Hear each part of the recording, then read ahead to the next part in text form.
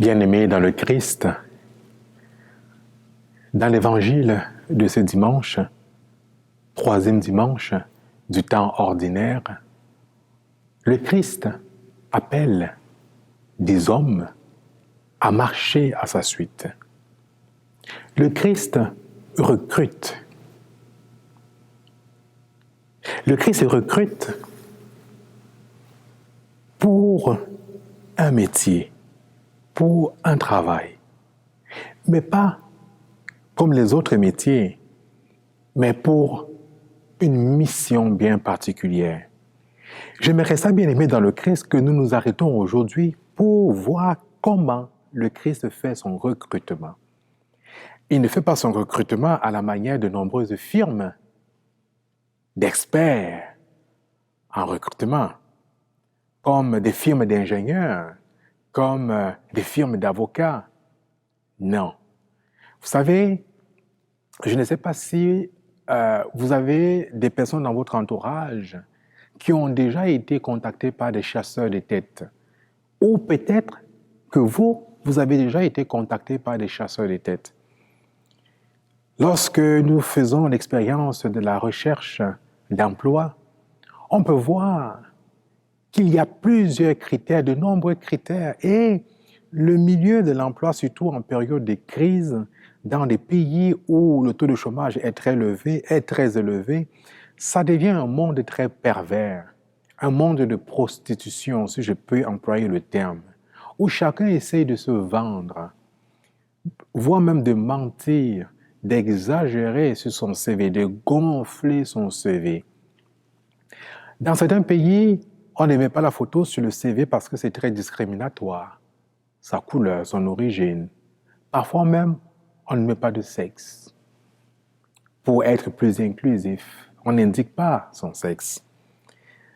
Dans d'autres pays, il va y avoir certains critères autres, des critères autres, selon le contexte socio-culturel.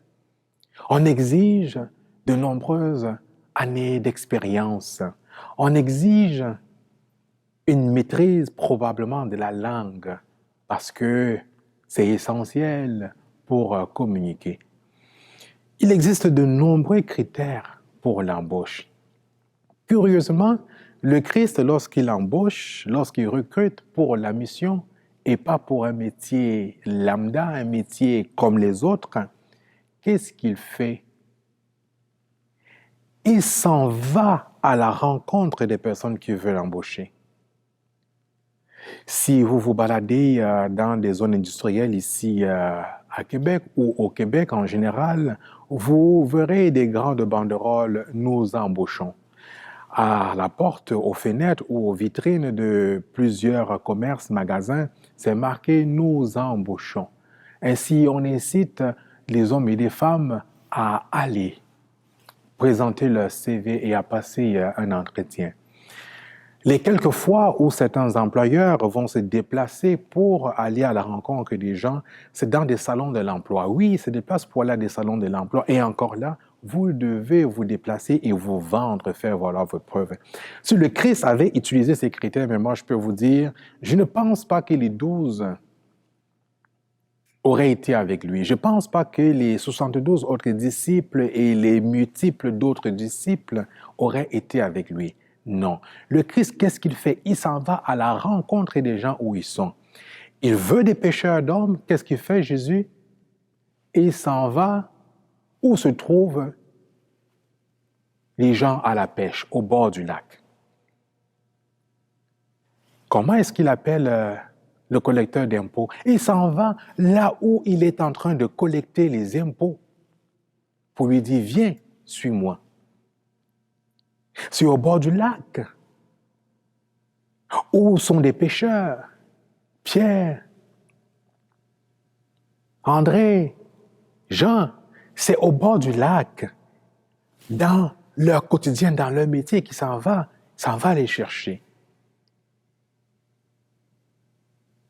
Et de la même manière, l'Église essaye d'aller dans le monde où sont les gens, pour les appeler.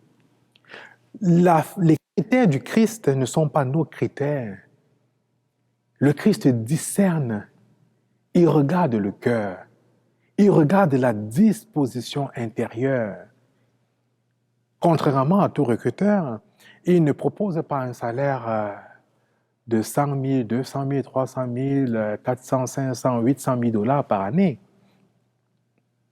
Drôle d'employeur, drôle de recruteur. Il faut qu'une promesse, viens, suis-moi. Il appelle. Qu'est-ce qui fait en sorte que ces hommes ont décidé de tout quitter pour le suivre, pour aller à sa suite? Le Christ, il sonde les cœurs, il appelle, il laisse libre, mais il appelle pour une mission, pas à la manière de nos sociétés, pas en écrasant, en mettant des barrières avec de nombreux critères. Bien sûr, nous vivons dans une réalité socio-culturelle. Bien sûr, il y a des éléments qui sont essentiels pour l'annonce de la bonne nouvelle. Mais ces critères ne passent pas en premier. C'est d'abord la personne qui prime. C'est d'abord le don de la personne. C'est d'abord le charisme de la personne qui prime. Oui, voilà comment le Christ appelle un Pierre. Voilà comment il appelle Jacques. Voilà comment il appelle Jean. Voilà comment il discerne l'appel de ses apôtres et plus tard de ses disciples. Et cela nous oblige, comme ses disciples, comme des hommes et des femmes qui marchons à sa suite, cela nous oblige à revoir notre manière d'interpeller nos frères et nos sœurs pour la mission d'annonce de l'Évangile, qui est la mission à laquelle chaque baptisé est appelé. Les charismes et les ministères de l'Église sont variés, parce que les dons de l'Esprit sont variés. Certains sont appelés pour la prédication de la parole. Certains sont appelés pour aider à l'éducation de la foi des enfants et des adultes. D'autres, à cause des dons qu'ils ont reçus du Seigneur, sont appelés pour une mission auprès des malades, pour une mission dans la rue, auprès des personnes défavorisées, pour une mission auprès des prostituées, pour une mission auprès des personnes en prison, auprès des drogués. Le Christ ne nous demande pas d'avoir 10, 15, 20, 30 ans d'expérience dans la prédication de la parole ou dans la guérison des malades.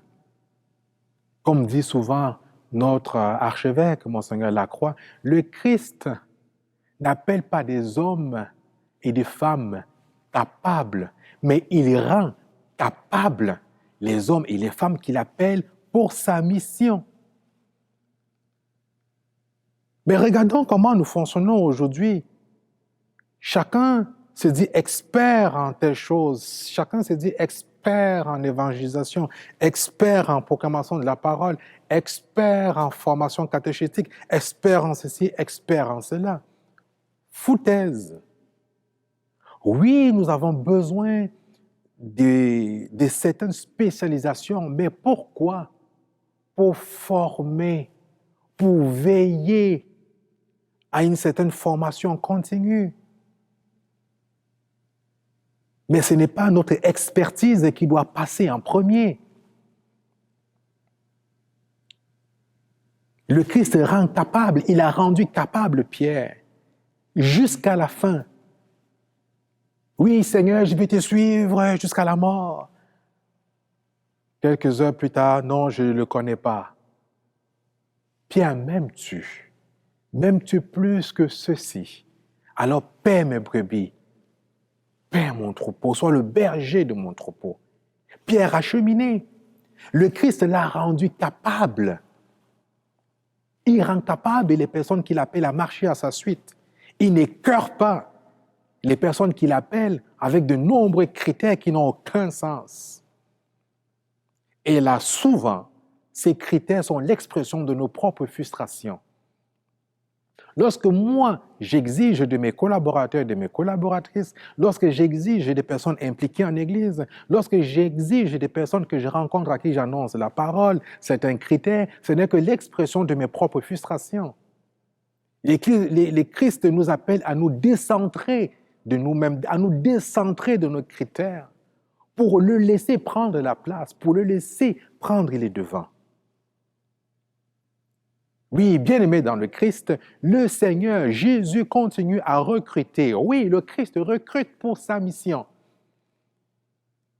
Peut-être qu'il t'a appelé en plein cœur de ta vie, en plein cœur de tes engagements sur le plan professionnel, familiaux. Il t'appartient de répondre en toute liberté. Mais le Christ ne te demandera jamais d'être un expert en évangélisation s'il t'appelle pour évangéliser.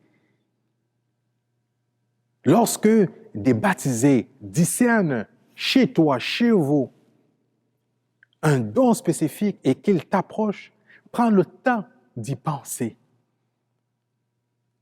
Par ma voix, par la voix d'un frère, par la voix d'une sœur, le Seigneur t'interpelle pour une mission particulière. C'est ça, le recrutement selon le Christ. Pas pour nous. Ce n'est pas une campagne marketing, mais c'est une invitation à vivre concrètement les engagements de notre baptême.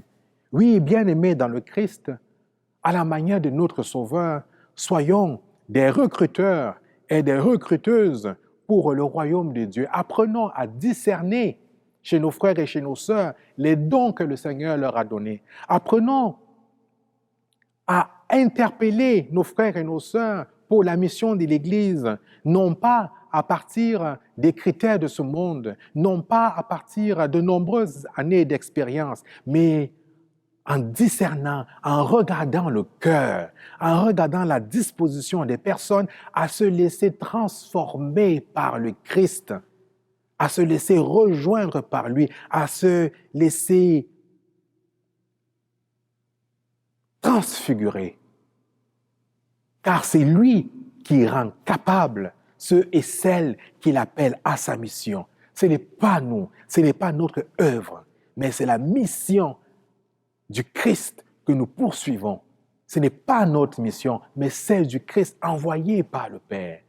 Oui, bien-aimés dans le Christ, comme Jonas, osons répondre à cette interpellation du Seigneur et à aller où il nous envoie. Allons dans les Ninives de notre société. Allons dans les Ninives de ce monde.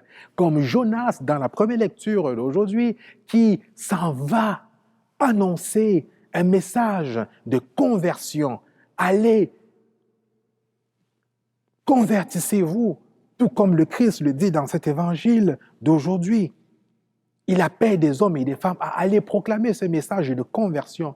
Oui, comme Jonas, allons à la rencontre, allons au cœur des Ninives de ce monde. Allons où sont les hommes et les femmes. Plutôt que de crier, de juger, de critiquer la société, plutôt que de critiquer, de taxer les hommes et les femmes de pécheurs, mais faisons-nous pécheurs, pécheurs d'hommes. Allons nous asseoir avec ces pécheurs pour témoigner du Christ vivant, en étant avec eux dans leur réalité. C'est comme ça que le Seigneur va nous rendre capables. Et comme dit Saint Paul, que ceux qui ont des femmes se comportent comme s'ils n'en avaient pas, que ceux qui pleurent se comportent comme s'ils ne pleuraient pas. Décentrons-nous de nos réalités, décentrons-nous de nos problèmes, décentrons-nous de nos réalités, comme Pierre et Paul, qui se sont décentrés de leur filet pour faire confiance au Seigneur. Soyons des recruteurs et des recruteuses pour la plus grande gloire de Dieu. Amen.